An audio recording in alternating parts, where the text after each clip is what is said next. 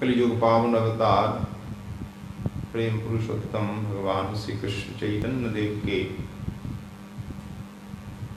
नित्य लीला परिकर गौड़ी वैष्णवाचार्य ऋषि कुल मुकुटमणि श्री कृष्णदास कविराज गोस्वामी जी महाराज श्री गोविंद लीलामृत ग्रंथ में प्रातः लीला का वर्णन कर रहे हैं।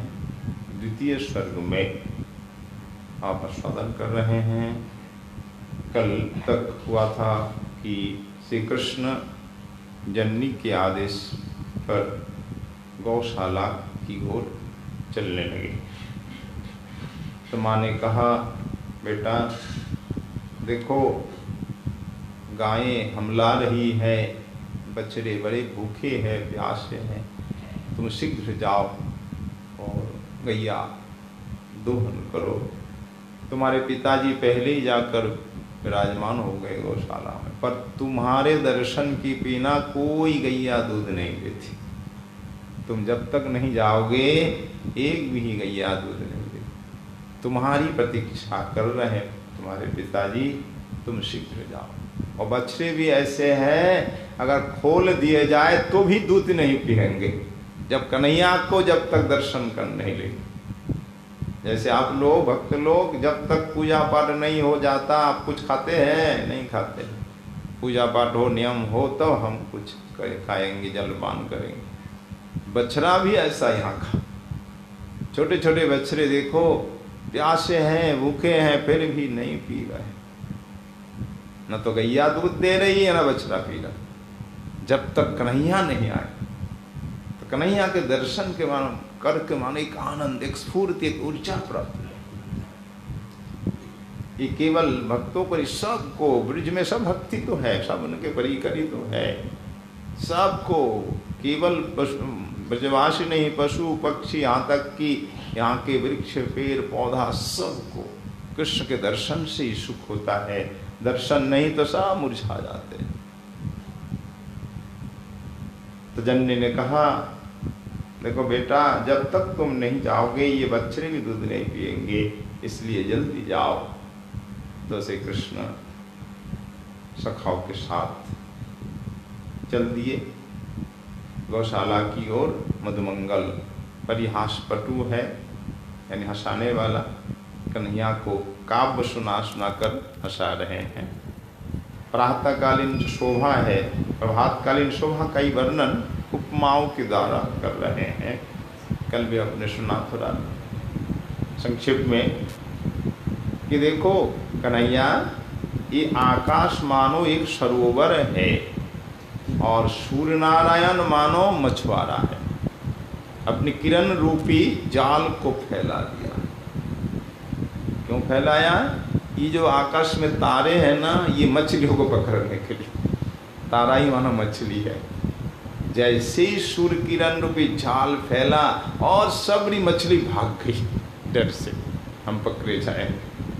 देखो कैसी शोभा, ऐसा होता ही है। कभी ऐसे वर्णन करते माते के द्वारा, सूर्य उदित होते ही तारे सब लीन हो जाते। और रही बात, देखो ये चंद्रमा का एक नाम मृगांक, यानी अंक, उसकी गोद में मृग है, मृग चिन्ह कला दब्बा है ना। तो देखो ये मृगांक चंद्रमा भी डर गए। क्यों डर गए? ये आकाश में जैसे उदित हुआ सूर्यदेव, उनको लगा चंद्रमा को, अरे सूर्य नहीं ये तो बाघ है, मृग भक्षक है, अरे मेरे मृग को खा नहीं जा। चंद्रमा में मृग है तो इसलिए चंद्रमा अपने मृग की, हरिण रूपी शावक की रक्षा के लिए वो अस्ताचल रूपी गुफा में प्रवेश कर गए। अस्ताचल रूपी गुफा में प्रवेश कर गए। देखो चंद्रमा भाग गए, अब सूर्य नारायण उदित हो गए। तो प्रभातकालीन शोभा का ही वर्णन करते। फिर कहते देखो ये गगन रूपी रमणी, गगन को एक रमणी के रूप में कहा। देखिए इसी के दो पुत्र है, सूर्य और चंद्रमा, गगन के ही तो पुत्र है। तो गगन रमणी है, इसके पुत्र है चंद्रमा। अब तक गगन में चंद्रमा था, तो अपने गर्भ से निकलकर चंद्रमा भागने लगा, यानी रास्ता चल जा रहा है। जब रमणी, गगन रूपी रमणी ने देखा कालक्रम में अपने गर्भ में स्थित चंद्रमा गर्भ से निकल कर जा रहा है, और उसी के साथ साथ गगन रमणी के जो आभूषण तारा ये भी भाग रहे। भाई चंद्रमा चला जाएगा, तारे भी जाएंगे। तब गगन रूपी रमणी बड़ी दुखी हुई और दुख के मारे वो रोने लगी मान। और एक कराह की आवाज होती है ना, कराहता जब ऐसी आवाज करने लगी। वो आवाज कौन सी है? कबूतर प्रातः काल ऊँ करता है, वही मानो गगन रूपी रमणी रो रही कि मेरा बेटा चला गया। और जब एक दूसरा उदाहरण, जब माता प्रसव करती है तब भी यही स्थिति होती है। इस प्रकार काव्य का वर्णन किया। फिर कहा देखो, तन्मुख श्वासोहृदा परिभूतम अब्ज मुख खाद पायांतम भिक्षु भू सहजम अपहितम लोकयाब्ज मधुना हसतीदम। देखो कमलानन, तुम्हारा मुख एकदम कमल जैसा, चंद्रमा जैसा। एक आश्चर्य और है, हालांकि दोनों भाई है, दिवाकर और चंद्रमा होने पर भी ये शत्रु है चंद्रमा सूर्य के। तो भाई भाई में लड़ाई भी तो होती है, तो सूर्य से ये पराभूत हो गया, पराजित होकर के भागने लगा। भाई होने पर भी शत्रु, इसलिए पराजित होकर के भागने लगा। चंद्रमा पराजित हुआ केवल सूर्य के कारण नहीं, तुम्हारा भी कारण, तुम भी कारण, तुम्हारा बदन और दिवाकर दोनों ने मिलकर के परास्त किया चंद्रमा को। और चंद्रमा जब आकाश से भागने लगा देख करके कमल खूब हंसने लगा, यानी प्रातःकाल कमल का विकास होता ही है। तो इसको वर्णन इस भंगी से किया गया, भंगिमा से, कि मानो चंद्रमा भाग रहा है देख करके कमल को बड़ी प्रसन्नता खिल गया। इस प्रकार की शोभा का वर्णन करके खूब हंसाया मधुमंगल ने। इत्थम गिरास्ता मधुमंगलश्च निसम्मति हास करीर हसन्तः गोपाल पाला पशुपाल बाला गोशाल माला विविशुर यथाश्वम। इत्थम इस प्रकार गिरह वाक्य को सुन करके, किसके वाक्य? न मधुमंगलश्च, मन सुखा के। दाई गौर हरि, जय जय श्री राधे, जय हो राधा नयनानंद नरसिंह भगवान की, धूप आरती की। तो मधुमंगल के इस प्रकार हंसाने वाले वचनों को सुनकर ये सभी सखा ग्वाल वाल हंसने लगे और कन्हैया भी हंसने लगे, प्रसन्नता मिली। तो मधुमंगल का काम है कि सबको हंसाना, सबको प्रसन्न रखना। हमारा कन्हैया खूब प्रसन्न रहे हर समय। आप भी तो चाहते हैं कि ठाकुर प्रसन्न रहे। कौन ऐसा भक्त होगा नहीं चाहता होगा कि ठाकुर प्रसन्न न रहे।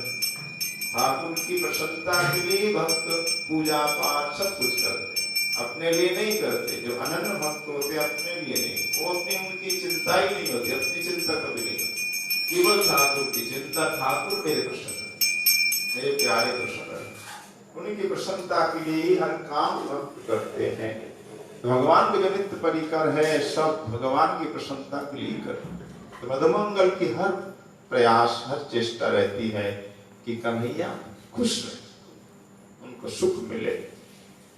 इस प्रकार वचनों से कन्हैया को बड़ा सुख दिया, सखाओं को सुख हुआ, सब हंसने लगे। हंसते हंसते सब गोपाल पाला, यानी गोपालक, ये पशुपाल वाला, पशुपालक के बालक ग्वाले सब, ग्वाल बाल कहाँ के? गौशाला माला, गौशालाओं की माला, अनेक गौशालाएं हैं अलग अलग गोपों के, नंद बाबा के, उपनंद के, अभिनंद के, सन्नंद के, नंदन के, अनेक जितने गोप सब अलग अलग सबकी गौशालाएं हैं। तो गौशाला यहाँ भरी पड़ी है। गौशाला के कारण ये इस धाम का नाम पड़ा ब्रज धाम। ब्रज मतलब जहाँ गायें रहे, गोस्थानम का अर्थ है ब्रज। गोकुल गोलोक एक ही अर्थ है, एक ही पर्यायवाची शब्द है। तो गौशालाओं की माला श्रेणी यहाँ है। तो अपनी अपनी गौशाला में सखा प्रवेश कर गए, अलग अलग अलग अलग। और कन्हैया जिस गौशाला में प्रवेश कर रहे हैं उनके साथ कौन है? उनके साथ केवल दाऊजी और बलराम मधुमंगल है। तो गोपालोपि स गौशालां सदाम मधुमंगलः सगाव्य काव्य गिस्पति सायं शशिवांबरमाविशत्। संग के साथ चंद्रमा आकाश में उदित होते हैं। ठीक उसी प्रकार श्री कृष्ण चंद्रमा बलराम और मधुमंगल के साथ गौशाला में प्रवेश कर रहे हैं। तो श्री कृष्ण मानो चंद्रमा है, दाऊजी कौन है? शुक्राचार्य, और मधुमंगल बृहस्पति देवगुरु। गोरे एकदम गोरे थे और शुक्राचार्य एकदम सफेद श्वेत वर्ण, बलराम श्वेत वर्ण। तो दोनों के साथ मानो श्री कृष्ण चंद्र प्रवेश किए। ठीक शुक्र बृहस्पति का साथ चंद्रमा का प्रवेश। तो कन्हैया जैसे ही प्रवेश किया और चारों ओर से गायें आकर के कन्हैया को घेर ली। पहले बलदाव जी की शोभा का वर्णन कर रहे हैं। बलदाव जी गए तो उनको भी घेर लिया।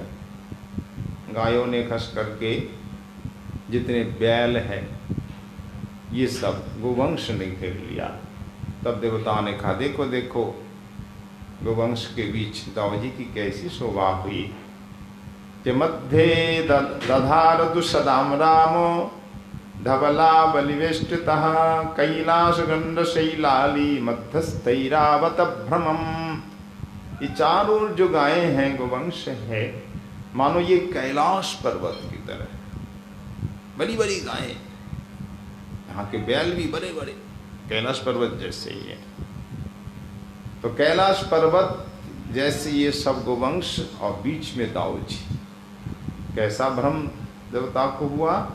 मानो कैलाश के बीच में कोई ऐरावत आ गया है। ऐरावत हाथी, वो श्वेत वर्ण का होता है, समुद्र मंथन से निकला। इंद्र ने ले लिया था ना ऐरावत को। तो श्वेत वर्ण का ऐरावत हाथी की तरह बलदाव जी शोभित हो रहे हैं और कैलाश पर्वत की तरह ये सब गोवंश। अपूर्व शोभा दाऊजी का है। दाऊजी को बड़ा सुख इनके साथ, बैलों के साथ, गोवंश के साथ होता है। उनके बीच दाऊजी रह गए और कन्हैया दूध देने वाली गौ माताओं के पास आ गए। कन्हैया को देखते ही सब गायें अपना मुंह ऊंचा कर लिया। मध्य च्युतंचन धवलावली मोदाननानां परितस्थितानां दधौ जनानां स्फुटपुण्डरीक श्रृण्यन्तरञ्च भ्रमरभ्रमं सा। जैसे ही धवलावली नाम मध्य अंचन, धवला यानी गावियों के बीच, गौ माताओं के बीच जैसे ही गोविंद प्रवेश किए, चारों ओर गाय आकर के कन्हैया को घेर लिया। तो उस समय कन्हैया की शोभा कैसी हो रही? ये गायें मतलब श्वेत कमल है, एकदम सफेद कमल जैसी शोभा है गौ माताओं की। सफेद कमलों की श्रेणी है और बीच में कन्हैया मानो भ्रमर है। भ्रमर की तरह कन्हैया खेल ही रहे गायों के बीच में। किसी का सींग पकड़ रहे हैं, किसी को जो है कंडुयन कर रहे हैं, किसी के शरीर में हाथ डाल रहे हैं, हाथ फेर रहे हैं, किसी को चूम रहे मानो मुंह में मुंह लगाकर। इस प्रकार सुंदर गायों के बीच में कन्हैया शोभित है। और एक एक गायों को पुकार भी रहे हैं कन्हैया, पुकार पुकार के सबको प्यार कर रहे हैं। तो कैसे पुकार रहे हैं? गायों के नाम क्या है बता रहे हैं 40वां श्लोक में। शिखरिणी छंद में कि गंगे गोदा बरिशवली कालिंदी धवले ही धूम्रे तुंगी भ्रमरि यमुने हंसि कमले हे रंभे चंपे करिणि हरिणीति ब्रज विधूर मुहुर्नाम ग्राहं निखिल सुरभीराभयदशौ। तसे गोकुल चंद्रमा से कृष्ण गौ माताओं का आह्वान कर रहे हैं, एक एक का नाम पुकार करके। हे गंगे, हे गोदावरी, हे शबली, हे कालिंदी, हे धवली, हे धुम्रे, हे तुंगी, हे भ्रमरी, हे यमुने, हे हंसी, हे कमले, हे रंभे, हे चंपे, हे करिणी, हे हरिणी। इन गायों के ये नाम है। तो और भी हजारों नाम है। देखिए के नाम ले लेकर पुकारने लगे, और जिसका नाम पुकारते वो सामने बिल्कुल आ जाता, और यूं मुंह को ऊपर कर देती हैं और ऐसा कहती हैं कि हमें खुजलाओ। गाय को बड़ा सुख मिलता है। गंगे कहते गंगा गैया आ गई, और मुंह के सामने कर दी, कन्हैया के ऊपर ही कर दिया, और कन्हैया पकड़ करके खुजलाने लगे। गंगा ठीक हो ना, चलो अब तो हैंगे। गोदावरी नाम लेते गोदावरी आ गई, फिर कन्हैया जिलाया उसको भी। शबली, कालिंदी, धवली, एक एक करके गैया सब आने लगी, और सबको खुश करके अब दोहनकार करेंगे। अब कैसे दो रहे हैं कन्हैया, उसकी बड़ी शोभा। न्यस्तंग प्रपदोपरि प्रघटयन् जानोद्वये दोहनि कश्चित् दोग्धिपया स्वयमथा परः स्वैर्दोहयत्तुन्मुखी अन्यः पाययति स्वतर्णकगणान् कण्डूयनैः प्रीणयन् नित्यं नन्दसुतः प्रगेश सुरभीरानंदयन नंदती। इस प्रकार प्रातः काल में श्री नंदन से कृष्ण गोदोहन कर रहे हैं, गायों के बीच में आ गए, और एक एक करके गौ माताओं का दूध दोहेंगे। अब कैसे कर रहे हैं, पहले गंगा का ही दोहन होगा। सामने बछड़ा आया, बछड़ा को थोड़ा पिलाए, फिर बांध दिया। बांधने की कोई दरकार नहीं होती, लोमना बांधने की भी दरकार नहीं, अपने आप खड़ी है, शांत खड़ी है। कन्हैया के बिना कोई दूध देती ही नहीं, तो कन्हैया आते दूध अपने आप झलने लगता है। इसलिए यहाँ तो हम दूध इसलिए बछड़े को पिलाते पहले कि दूध आ जाए, पर यहाँ आवश्यकता नहीं होती, क्योंकि अपने आप दूध झलने लगते। कन्हैया के दर्शन मात्र, इसलिए यहाँ वर्णन नहीं आया कि पहले छोड़ा है बछड़े को, नहीं छोड़ा। तो कन्हैया दोनों चरणों पे बैठ गए अगले हिस्से में, और अपना शरीर का भार अर्पण करके दोनों घुटने के बीच वो पात्र को स्थापित किए। दूध जिसमें काढ़ेंगे, बाल्टी हो घड़ा हो, पहले घड़ा अधिक होता तो बीच में रख लिया। दोनों एड़ी को उठाकर एड़ी पे बैठ गए, ऐसे ही बैठते हैं, एड़ी पर बैठते हैं, और चरण के अगले हिस्से पर सारा शरीर का भार होता है, और दोनों घुटने के बीच उस बर्तन को रखा, और स्वयं कुछ गायों का दुग्ध दोहन किया।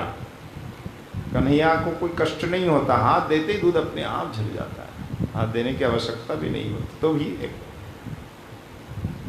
लीला कर रहे हैं, मानो दुग्ध कार्य है। इस प्रकार भांड भर जाता, दूसरा लाता दूध, तीसरा लाते लाते दूध ये भी भर जाता, कई भांड भर जाते। फिर कहने हो गया बस, अब बछड़ा को पीने दो। दूध इतना नहीं काढ़े, बछड़े के लिए छोड़ना चाहिए, क्योंकि उसी का अधिकार है, और अधिक पीने से बछड़ा भी बीमार पड़ जाता, इसलिए कहा जाता है दूध। अब देखिए दूध न काढ़िए, बछड़े को दीजिए, बीमार पड़ जाए, हजम नहीं कर सकते। गोपो माता ऐसी है कि दुग्ध उनका काढ़ना पड़ेगा, तभी वो माता भी स्वस्थ रहेंगी और बछड़ा भी स्वस्थ रहेगा। उतना ही पिलाइए जितनी आवश्यकता है, अधिक भी नहीं कम भी नहीं। अब कन्हैया एक एक करके गई हाथ धोते गए। फिर ग्वाल वालों से कहा आप इनका कारो, आप इनका कारो। इस प्रकार ग्वाल वालों के द्वारा, गोपों के द्वारा भी कढ़ा लिया। दुग्ध दोहन कार्य संपूर्ण हुआ। फिर बछड़ों को सब छोड़ दिया गया। सब दूध पी रहे हैं, नाच रहे, कूद रहे। गायों का कंडुयन करके सबको सुख दे करके गोपाल स्वयं भी सुखी हुए। जन्य पायति शतर्नका तरनक गनान, यानी बछड़ों को खूब पिलाया, कंडुयन पीनयन सबको खिला करके सुख दिया और स्वयं भी सुख का अनुभव किया। गायों के भी जाते कृष्ण भी बड़े प्रसन्न हो रहे। आप भी प्रसन्न होंगे। गायों के बीच थोड़ी देर रहेंगे रोज, आपको दो प्रकार की प्रसन्नता मिलेगी, शारीरिक मानसिक। शरीर भी आपका स्वस्थ रहेगा, कोई बीमारी आपके पास नहीं आएगी, कैंसर का तो नाम ही नहीं होगा। अगर गायों के बीच में 1 घंटा रहे दिन में, 24 घंटे में 1 घंटा ज़्यादा रहे, गायों के बीच में रहे, खुजलाएँ, तो आपको कभी कैंसर नहीं होगा। ये गोपालक सभी दावे के साथ कहते हैं और ऐसा देखा ही गया है। और अनेक प्रकार की बीमारियां नष्ट हो जाती हैं गौ माता के पास रहने से, उसके जो विषाणु होते हैं नष्ट हो जाते हैं। तो गायों के बीच रहेंगे, आपका स्वास्थ्य अच्छा रहेगा, शारीरिक प्रसन्नता मिलेगी और दूसरा मानसिक शांति मिलती है गायों के बीच में। क्यों गौ माता सबकी आराध्य है, आपके सबके आराध्य गोविंद है, गोविंद की आराध्य ये गौ माता है। 33 करोड़ देवता निवास करते हैं। तो गौ माता का दर्शन स्पर्श नित्य करना चाहिए सबको। शहरों में तो संभव नहीं होता, वृंदावन में संभव है, यहाँ तो सुलभ है। यहाँ तो गौ माताओं की शोभा यात्रा भी निकलती है गोपाष्टमी पे, सुंदर मथुरा यहाँ भी। तो गौ माता का दर्शन अवश्य करें, अवश्य स्पर्श करें, हो सके तो गौ माताओं के बीच बिताएं कुछ क्षण, उससे आपकी सारी आपदा दुख कष्ट मिट जाएंगे और परम शांति मिलेगी। तो ठाकुर को ही बड़ा सुख मिल रहा है। इसके बाद श्री कृष्ण अपने भवन को जाते हैं। आगे की लीला फिर कहेंगे। कविराज जी महाराज अब जावट जा रहे हैं, बोले जावट अब चलते हैं, वहाँ हमारी राधा रानी क्या कर रही हैं। प्रातःकाल लीला श्री कृष्ण की आपने सुनी। शयन कक्ष में यशोदा जी गई, प्रातःकाल ब्रह्मासी जी आई, मधुमंगल आया, ठाकुर को जगाया, कन्हैया जगे, मुंह धो करके आंगन में आए, सखाओं से मिले, फिर माँ के आदेश से गौशाला आए। तो दुग्ध दोहन तक ये प्रातःकाल की लीला हुई। आगे स्नान भोजन आदि होगा। अब जावट में हमारी किशोरी क्या कर रही है उसका वर्णन कविराज जी महाराज कर रहे हैं। यथान्यतः कला विभग्न नेत्रा विनिद्र वात्सल्य सुधा स्रवन्ती उत्थाय तल्लाजयति लाजरति समायाद गृहं समुत्का मुखरा स्वनप्त्या। अनंतर यावट ग्राम में अवस्थित मुखरा नाम की एक वृद्ध महिला रहती है। जावटाक्ष ग्रामे या जावट नाम का ग्राम में मुखरा नामनी जरती यानी वृद्धा रहती है। वह प्रातःकाल जाकर अपनी नातिनी राधा के दर्शन के लिए आई। यहाँ नातनी को देवती कहते हैं, दोहित्री, पर अन्यत्र नातनी ही कहते हैं, बिहार आदि अन्यत्र। और यहाँ नाती कहते हैं पुत्र के पुत्र को, अन्यत्र पोता कहते हैं, पौत्र या पोता, पर ब्रिज में ऐसा नहीं, नाती कहते हैं, नाती नातनी, पोता पोती की जगह। और नाती नातनी बेटी के बेटा बेटी, पर यहाँ कहते हैं देवता देवती। पंजाब में भी कहते हैं दोहित्री, दोहित्र, ये शुद्ध शब्द है, उसी का अपभ्रंश देवता देवती। तो यहाँ नातिनी कहा है यानी देवती। तो मुखरा अपनी बेटी की बेटी जो राधा रानी के दर्शन के लिए रोज प्रातः काल आती है। मुखरा का गांव है राधा कुंड के पास, मुखराई प्रसिद्ध गांव है। तो यहाँ जावट भी लिखा है इसलिए कि मुखराई उनकी जन्मभूमि हो, पीहर, और जावट उनका ससुराल है। तो जावट में उस समय मुखरा रहती थी। प्रत्युष यानी भोर में जग करके मुँह धोया और तुरंत चल दिया राधा के दर्शन के लिए। प्रातःकाल राधा के दर्शन के बिना उनको बिल्कुल चैन नहीं। रोज का नियम है, मुखरा का रोज नियम है कि एक बार जरूर सवेरे सवेरे जाकर राधा का दर्शन करें। मानो साक्षात वात्सल्यमयी है ये मुखरा। विनिद्र वात्सल्य सुधा स्रवंती, वात्सल्य रस का वर्षा करती करती आ रही है।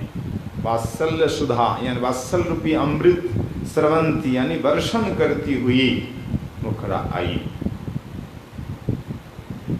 नातनी के शयन कक्ष में आकर उपस्थित हुई। ततल्पादुत्थाय सनप्त्रासि राधाया गृहं समायात। स्वभाव कुटिलाप्य आत्मसूत संपत्ति कांक्षया व्याकुला जटिलाया ताम मुखराम ताम अथ ब्रवीत। फिर कहते हैं कि जटिला पहले जग गई थी, देखा कि मुखरा आई है। तो स्वभाव से बड़ी कुटिल है ये जटिला, सास राधा रानी की। तो जटिला स्वभाव से कुटिल होती हुई भी अपने पुत्र अभिमन्यु के वैभव की कामना से सदा व्याकुल रहती थी कि बेटा की संपत्ति खूब बढ़े, बेटा खूब सुख से रहे, धनवान हो। कि हर माँ की कामना होती है बेटा को धनवान, वैभवशाली हो, संपत्तिशाली। तो बेटा की संपत्ति की कामना से व्याकुल रहने वाली जटिला कुटिला होकर के भी मुखरा का सम्मान किया। मुखरा से कहा, क्या कहा? सुनो प्रजायो पुरधन विद्धयेशौ तया स्नुषा के नियतम नियोज्या सुमंगल स्नान विभूषणादौ गोकोटि हेतुस्तपनार्चनाय। तो मुखरा से जटिला ने कहा, हे पंडिते, मुखरा बड़ी जो है विदुषी थी इसलिए पंडित कहा, हे पंडिते, तुम मेरे पुत्र की प्रजा, आयु और धन वृद्धि के निमित्त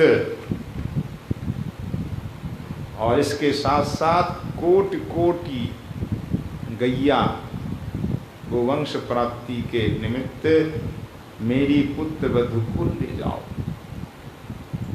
कहाँ? न शूर पूजा इनसे करवाओ, नियम पूर्वक विधि विधान पूर्वक शूर पूजा कराना, जिससे हमारे पुत्र की संपत्ति की खूब वृद्धि हो, दिन दुगुनी रात चौगुनी। संपत्ति में कौन कौन सी संपत्ति? प्रजा, आयु, धन और गोधन, इन चारों की खूब वृद्धि हो। तो नियम पूर्वक आप पहले मंगल स्नान कराना, फिर अलंकारों से आभूषणों से आभूषित करना, करके सूर्य पूजा में नियुक्त करो। ये बात कही किसने? जटिला ने। जबकि जटिला मुखरा से उतनी खुश नहीं रहती है, फिर भी स्वार्थ है यहाँ, अपने बेटे की संपत्ति वृद्धि होगी ऐसा करने से, इसलिए चशुमंगल स्नान विभूषणादो गोकोटि हेतुस्तपनार्चनाय। तपन मतलब शुद्ध अर्चन से संपत्ति की वृद्धि होगी, इसलिए आप पुत्र वधू को ले जाइए और स्नान श्रृंगार कर वो सूर्य पूजन कराइए। तो आज्ञान निज गोष्ठ राज्ञा कारजान भिक्कोक्ति सुक्ति अप्यवज्ञा कारजान भिक्कोक्ति सुते अप्यवज्ञा। इत्यादि सत्तन्नहमर्थ विज्ञापिता में किल पौर्णमासी। फिर जटिला कहती है, देखिए हमारे वृक्ष की एकमात्र जो है मंगल चाहने वाली तपस्विनी पौर्णमासी जी यहाँ विराजती हैं। ब्रजवासियों की बड़ी श्रद्धा पौर्णमासी जी में है। वृद्ध एक तपस्विनी, साक्षात सिद्ध योगिनी, जो कह देती है वो हो जाता है। उनका आशीर्वाद में बड़ी शक्ति है। वो चाहे तो मृतक को जिला दे, ऐसी शक्ति योग में आती है। कर्तुम अकर्तुम अन्यथा कर्तुम समर्थ है। वही योगमया लीला के लिए पौर्णमासी रूप में यहाँ विराजमान है। भगवान की योगमया शक्ति तो सब कुछ है, उसी शक्ति से सब कुछ करते हैं। तो पौर्णमासी जी जो कह दे सबके लिए वो ब्रह्म वाक्य, सब मानते हैं। तो एक दिन पौर्णमासी जी ने मुझसे कहा था, मुक्ता से जटिला कह रही है, एक दिन मैं अपने पुत्र की प्रजा वृद्धि के लिए पौर्णमासी जी को निवेदन किया, आप ऐसी कृपा कीजिए, आशीर्वाद दीजिए जिससे हमें संतान प्राप्त हो, पुत्र की संतान प्राप्त हो, हम पोता का मुख दर्शन करें और साथ ही बेटे की खूब धन संपत्ति को, वंश संपत्ति को वृद्धि हो, ऐसा आशीर्वाद दीजिए। मैंने जब आशीर्वाद मांगा तो सर्व ज्ञान संपन्ना पौर्णमासी जी साक्षात वेद मूर्ति मानो। तो मुझसे उन्होंने कहा, ठीक है जटिला, तुम जो चाहती हो सब होगा, पर एक बात मेरी मानो। उन्होंने ये आदेश किया कि जटिले, तुम अपनी जो गोष्ठेश्वरी, इस ब्रज की ईश्वरी यशोदा जी हैं, हम उनकी प्रजा हैं। चंद बाबा राजा हैं तो हम प्रजा हैं, वहाँ रानी है यशोदा। तो एक बात तुम ध्यान रखना, अगर तुम अपना हित चाहती हो, जो जो चाहती हो, उसकी पूर्ति के लिए यशोदा जी का आदेश का कभी उल्लंघन न करना। यशोदा जी का आदेश का कभी उल्लंघन न करना, वो जो कहे मान लेना। पर अन्य जितने मूर्ख लोग हैं उनका अनादर कर देना। कोई कुछ कहे अनादर कर देना, यानी कुटिला आदि कुछ कहे, अन्य जितने मूर्ख लोग हैं कन्हैया के विरोध में या चंद्रावली कुछ कहे, बोले नहीं, सबके बात को का अनादर कर। एक माँ यशोदा जी जो कहे मान लेना, वेदवाणी की तरह। हे आर्य यानी पूज्य मुखरा जी, इसलिए मैं यशोदा जी की आज्ञा का कभी उल्लंघन नहीं करता। यशोदा जी जो कहते हैं मैं मान लेती हूँ। तो तस्माद् आर्तमार्जे स्वं नप्त्रिं सर्वमंगलमंडतां विदेहि सर्वसंपत्तिर्यथा सूनोर्भवेन्मम वधुम अथा भाषत पुत्रितल्पादुत्तिष्ठतुर्नं कुरु वास्तु पूजां तम मंगल स्नान विधिं विधाय भुजोपहारं सवितुर्विदेहि। तो मुखरा जी को जैसे ही जटिला ने सब बात बता दी, अब मुखरा जी तुम ऐसा करो, मेरी जो पुत्र वधू है और आपकी नाथनी है, आप उसे जगाओ और सर्व प्रकार मंगल से उसे सुशोभित करो। तो जटिला आप पुत्र वधू राधा को जगाने आई। वधुम अथा अभाषत, वधु से कहा, पुत्री बेटी तलपात उत्थिष्ट, अब तो उठ जाओ, कब तक सोती रहोगी।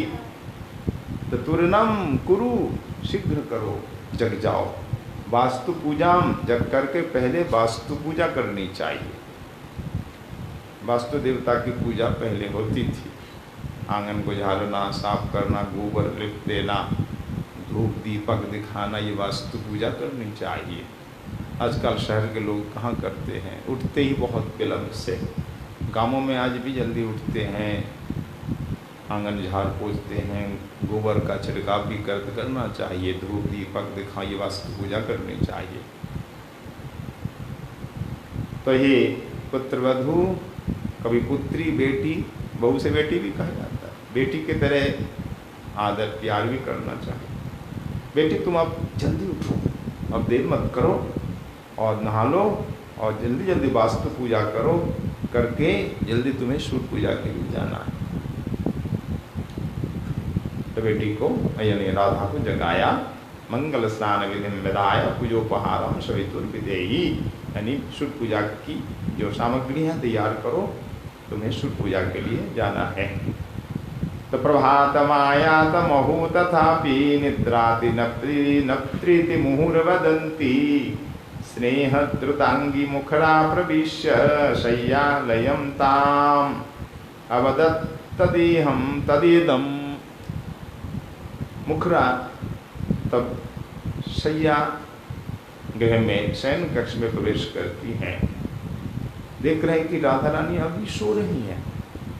तब कहा, क्या बात है राधे, बड़े आश्चर्य की बात है, प्रातः काल हो गया फिर भी तुम सो रही हो, अब नहीं सोना चाहिए, सूर्योदय के पश्चात कभी नहीं सोना चाहिए, सूर्योदय से पूर्व ही जग जाना चाहिए। अगर अपना मंगल हम चाहते हैं, सर्व प्रकार मंगल, तब सूर्योदय के पहले ही जग जाना चाहिए, शैया का त्याग कर देना चाहिए। सूर्योदय के समय अगर कोई सोता है बड़ी हानि, सूर्योदय के समय, सूर्योदय के पश्चात कभी नहीं सोए, सूर्योदय से पहले ही जग जाना चाहिए, यही शास्त्रीय विधान है। ऐसा ही हमारी भारतीय संस्कृति को मानने वाले लोग करते हैं। तो सूर्योदय से पहले ही जग जाना चाहिए। बेटी क्या कर रही हो, अभी तक तुम नहीं सो रही हो, ये बड़े आश्चर्य की बात है।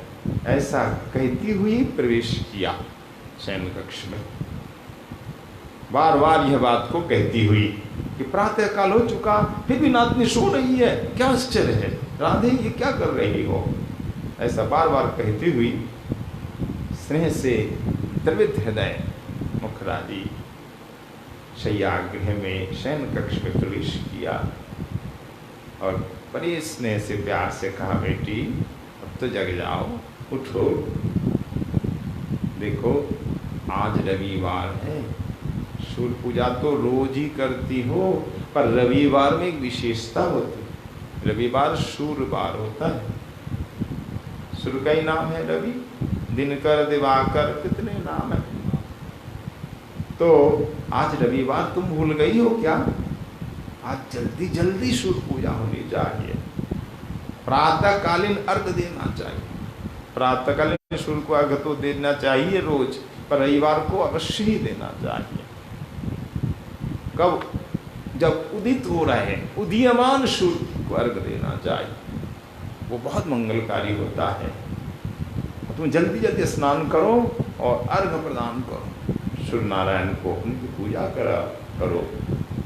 इस प्रकार मुखरा राधा रानी से कह रही हैं। ठीक उसी समय विशाखा भी आ जाती है, सखियाँ एक एक करके आती हैं, राधा रानी जग जाती है, मंजरियाँ आती हैं, उनके चरण चापती हैं, फिर स्नान घर में ले जाएंगी।